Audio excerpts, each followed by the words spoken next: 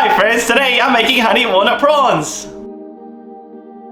Alright, let's get the ball rolling with 1.5 to 2 pounds of fresh large prawns.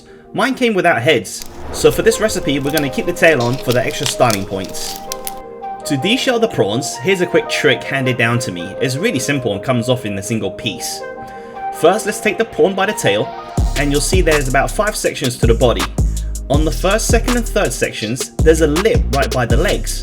So you want to just pick the lip and lift it upwards. You do the same for the next 2 sections, and it should come off in one piece. It's the same trick, and you'll just be left with the tail on the end of the detached prawn. Sometimes it doesn't always go to plan, but you're left with picking one section at a time, and that's okay too. Really, it's just practice makes perfect. With all the prawns peeled, next we'll need to devein.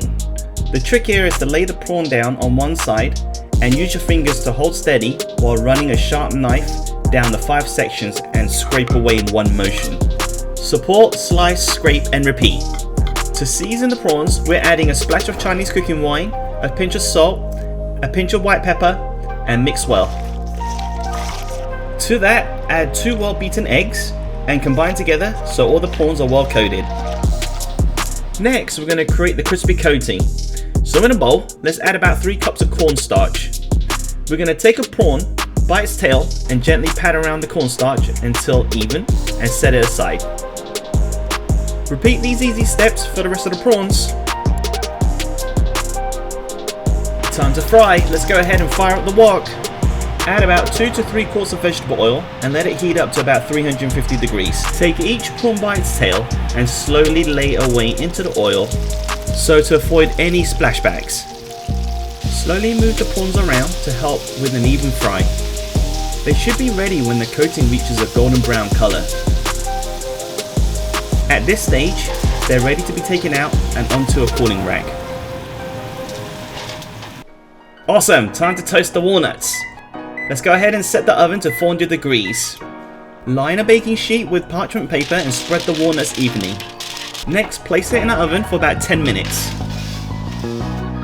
When ready, let's go ahead and set it aside. It's okay to slightly overcook as it'll add a little bit more nutty flavor. Okay, time to put the candied walnuts together. Let's go ahead and fire up the non-stick pan. Add a splash of oil, and to that, add a cup of sugar and a drizzle of maple syrup. Make sure to keep the sugar moving around until you see a rich dark brown color. When you do, add the toasted walnuts in and give it a quick flip. Set aside to cool. For that secret sauce, go ahead and add 1 cup of mayo, 2 heaped tablespoons of sweetened condensed milk, and then we're going to add a tablespoon of honey. Be sure to mix really well until everything's combined, and now it's time to put everything together.